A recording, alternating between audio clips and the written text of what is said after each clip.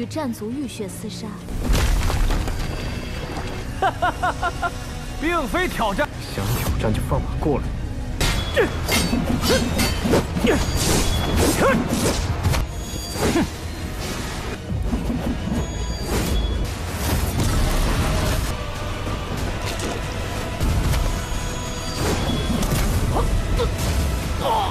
生死。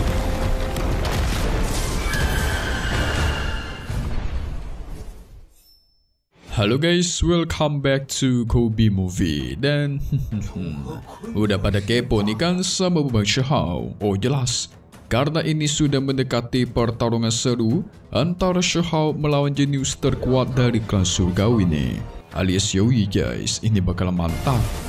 Apalagi di part 145 episode 147-nya, kita semua bakal melihat Shihao bertemu dengan salah satu musuh jenius surgawi dari klan surgawi.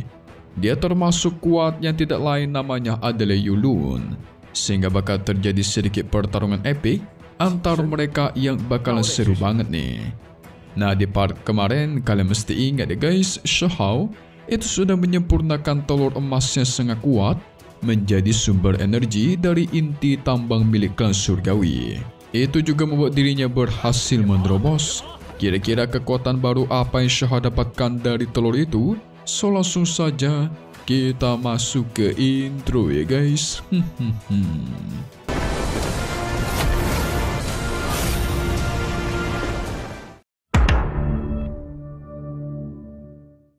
Singkat cerita, kita diperlihatkan tepat di area penambangan klan surgawi yang sudah hancur lebur oleh Shihao guys. Muncullah beberapa tetua dari klan surgawi yang datang. Mereka terkejut dan bertekad untuk merebut kembali harta batu misterius yang dicuri oleh Shihao nih. Sehingga pencarian pun dimulai. Tapi yang disangka-sangka ternyata para master klan surgawi itu sudah sampai ke padang rumput provinsi api. Wah, ini udah dekat sama tempatnya Shihao nih. Mereka terus bertanya kepada orang-orang di sekitar mengenai keberadaannya Huang. Karena tidak mendapatkan informasi apapun, para master klan surgawi pun bergegas pergi ke sarang serigala merah. Saking sulitnya mereka mendapatkan informasi Huang, tidak ada pilihan lain selain bekerja sama dengan sang serigala. Si serigala merah menyuruh anaknya untuk memberikan beberapa informasi. Mengartikan anaknya itu pernah melihat Shihao guys. Setelah itu, kita beralih ke Taman Akademi Tianxian. Di sana, para jenius klan surgawi sudah berkumpul, dijamu oleh peri Yue Tan. Di sini, Yue Tan sempat merasa kasihan kepada Yunxi karena pria yang menemani si Yunxi selama ribuan mil melakukan pertempuran darah dengan para prajurit, tetapi berakhir tidak diperlakukan dengan baik. Padahal ini Yunxi juga sangat cantik ya kan? Dia penasaran kenapa pria tersebut malah mengincar klan surgawinya, yang tidak lain adalah Huang guys. Padahal yang dia tahu Huang itu sangat baik. Tentu pertanyaan dari Yue Tan membuat semua orang di sana itu terdiam terkejut guys. Soalnya kan itu adalah aib dari klan surgawi. Ditanya seperti itu auto malu lah si Yunxi ya kan.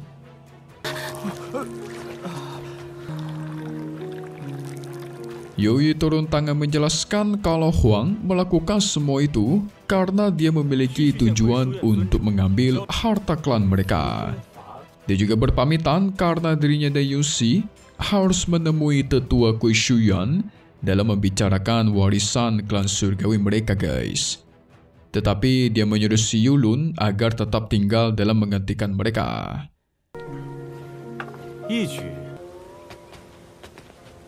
Setelah mereka pergi, Feng Zhe menyayangkan batu mandat surgawi yang didapatkan oleh Youyi. Karena seharusnya, batu mandat surgawi itu lebih tepat jika diberikan kepada senior Yulun. Soalnya kalau Yulun dikasih batu itu, pasti menjadi yang terkuat di klan surgawinya guys. Tentu Yulun emosi. Apalagi si Huang sudah membuat banyak keributan di luar. Jadi dia mau gak mau harus merelakan batu itu demi klan surgawi mereka guys. Tetapi Feng Tze masih nggak terima akan hal tersebut. Dia yakin kalau kelas surgawi sekarang itu kalah sama Shihao. 是忧郁，不过是占了天命时。也是为了族中着想。 Yulun pastikan tenang saja karena dia yakin nantinya seorang tetua klan bakal memberikannya harta rahasia pembantai yang bisa digunakan untuk membantai Shihao. Tentu mendengar hal itu, salah satu murid dari Akademi Tianxian angkat bicara guys. Selain Huang yang menggemparkan seluruh dunia, ternyata ada sekelompok kecil yang sepertinya juga memiliki harta rahasia. Tepatnya di reruntuhan kuno yang dia maksud itu adalah Shihao guys. Soalnya Shihao kemarin sempat mengatakan kan bakal menghancurkan klan surgawi. Tentu mendengar itu, Yulun kesal buka main dan bertanya di manakah keberadaannya. Setelah mengetahui posisinya di reruntuhan kuno, dia segera memanggil binatang sucinya dan menuju ke sana dengan kecepatan tinggi. Jadi buat kalian bingung, sekelompok kecil yang dimaksud itu adalah Shihao guys. Dan mereka tidak tahu Shihao adalah Huang.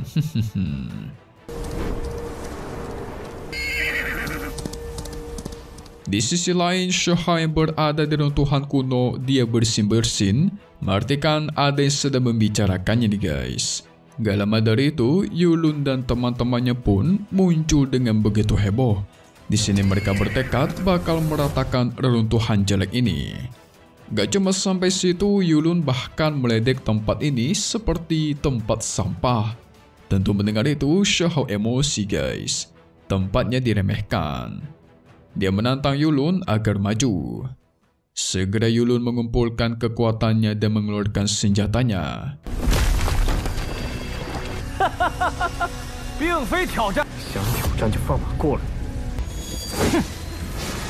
Begitu juga dengan Shihao, sama-sama menggunakan senjata tombak.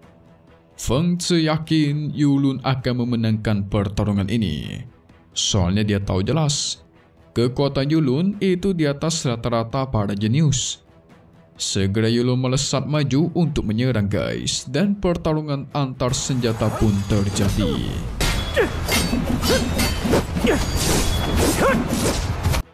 Yulun mengeluarkan kekuatan naga api birunya dan menerjang. Tetapi sayangnya dengan mudah itu Shihao tahankan dan dilenyapkan. Tentu kejadian itu membuat semua orang terkejut. Terutama Yulun sendiri, soalnya si Yulun sadar kalau Shihao ini adalah Huang guys, yang mereka cari-cari selama ini. Kok bisa tahu? Yulun bisa sadar ketika Shihao menggunakan kekuatan kebal sihir. Kan itu kekuatannya Huang guys, makanya ketahuan nih.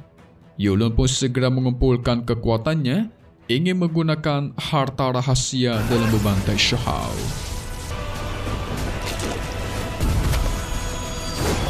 Tetapi sayang, Shihao keburu sadar duluan. Dia lemparkan tombak petirnya langsung membantai si Yulun sebelum dirinya sempat mengeluarkan harta rahasianya.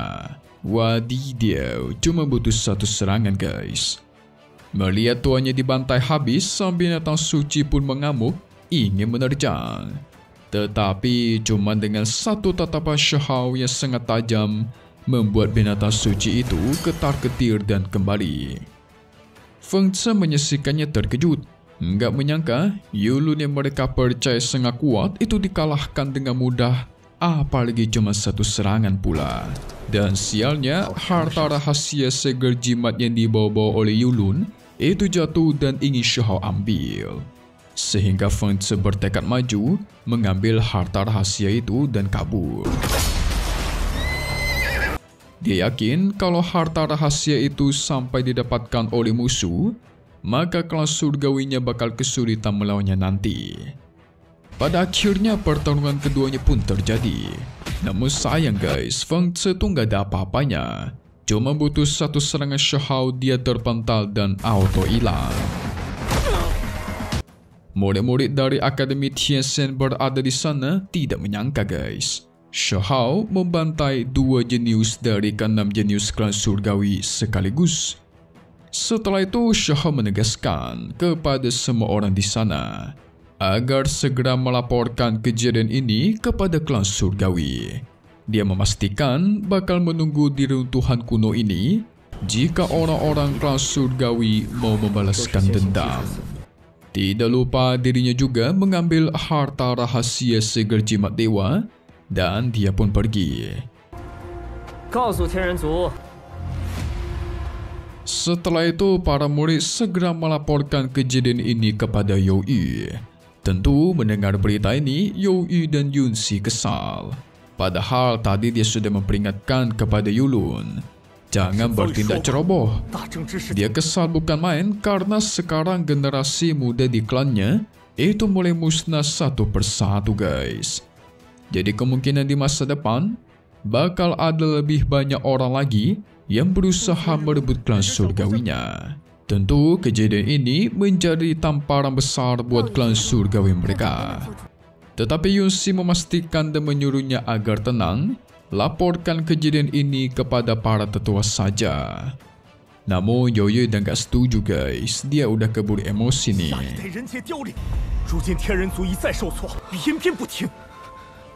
Harapan untuk membangun klan surgawi sekarang merupakan tanggung jawab mereka berdua. Alhasil dia bertekad membalikan nama klan surgawi mereka dengan membantai sang pemuda dari runtuhan kuno itu yang tidak lain adalah Shahao guys. Wadidaw.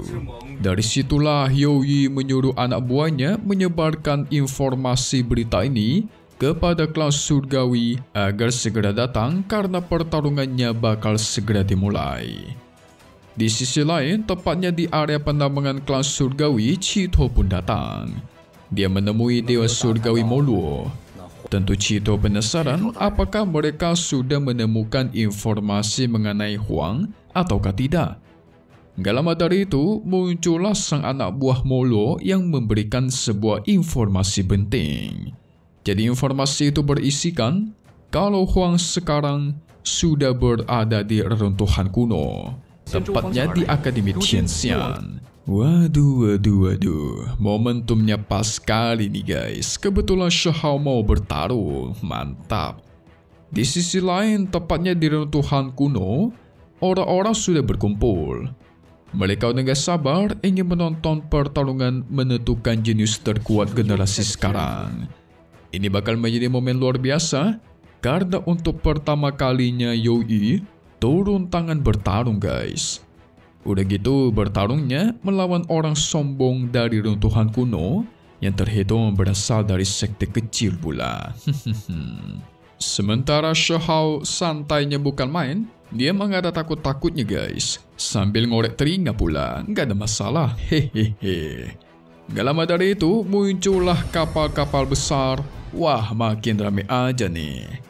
Itu merupakan orang-orang dari berbagai sekte lain yang dekat dengan Provinsi Api. Mereka sudah tidak sabar ingin menonton pertarungan ini setelah mendapatkan berita di mana Youyi akan membantai pemuda dari runtuhan kuno.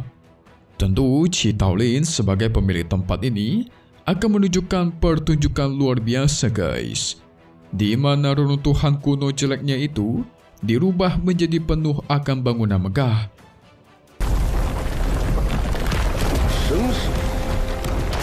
Nah, ini barulah sosok reruntuhan kuno yang asli guys.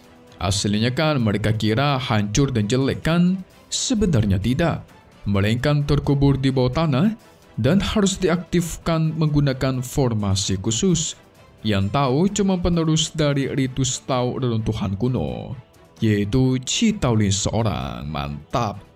Gak lupa juga ada orang-orang dari Akademi Tianxian beserta klan surgawi yang sudah muncul. Ada Yue Tan, Yunxi beserta lainnya. Wow, ini kedua wanita Shahao nih ceritanya nih. Pengen melihat pertarungan cinta mereka ya kan? Namun di akhir ada satu sosok misterius yang juga muncul. Seorang kakek pemabuk yang diremehkan guys. Kakek itu dipanggil sebagai pemilik dari Akademi Kunmen. Dia diremehkan karena taunya mabuk-mabukan doang nih. Kayak orang gak kurus aja. Tapi aslinya kuat ini guys, kalian lihat saja nanti. Sementara itu di atas langit, badai luar biasa terjadi. Ini merupakan tanda dari kemunculan Yoi, sang Raja Iblis, jenius terkuat klan surgawi.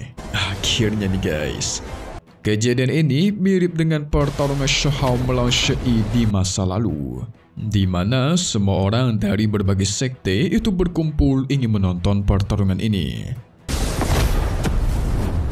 Shahao sudah tahu kedatangan semua orang di sini karena mereka tidak sabar ingin melihat kekalahan dirinya yang memalukan. Tapi dia pastikan nih, mereka semua ingin mencuri harta berharganya dan berani ingin membantainya, semuanya bakal dia musnahkan. Semua orang di sini gak bakal jadi apa-apa ketika Shahao menjadi seorang kaisar guys. Ini sama seperti di dunia bawah. Ketika Shahao menjadi kaisar, semuanya pun tunduk ya kan? Mantap. Dia hanya diserang ketika para dewa alam atas itu muncul. Gila. Buat kalian udah gak sabar dengan pertarungan Shahao melawan Yoi, sudah Mimin siapkan spoilernya yang Mimin upload tepat 2 sampai 3 hari yang lalu. Apa hari Kamis ya. Silahkan kalian tonton ya guys. Wait, jangan kemana-mana dulu dong. Apa nggak penasaran dengan pertarungan Yoi melawan Shahao nih? Jadi sedikit cuplikan buat part 146 episode 148-nya. Di minggu depan kita semua bakal melihat. Wah, ini seru banget. Pertarungan Yoi sang jenius terkuat klan surgawi itu akhirnya dimulai. Nah di sini nih, Shahao bisa menunjukkan kekuatan aslinya guys. Ada banyak kekuatan milik dia yang belum pernah kita lihat sebelumnya. Bahkan teknik reinkarnasi pun dia gunakan. Ini mengartikan Shahao menggunakan seluruh kekuatan aslinya seperti Kunpeng dan lain-lainnya guys. Jadi otomatis Shahao juga identitasnya bakal terungkap, membuat semua orang di sana yang menontonnya mengetahui kalau dia bukanlah orang biasa, melainkan Huang yang sudah menggemparkan seluruh alam atas guys. So seperti biasa, update lagi buat part 146 episode 148-nya yang kalian tunggu-tunggu, yes, di minggu depan hari Jumat. Tapi satu hal yang pasti, cuman di sini, Kobi Movie. Thank you buat kalian semua nonton dan selalu support channel Mimin. Semoga kalian semua sehat selalu. Mimin pamit undur diri dulu. Kita bakal ketemu lagi di video-video selanjutnya. Oke kalau gitu, see you guys.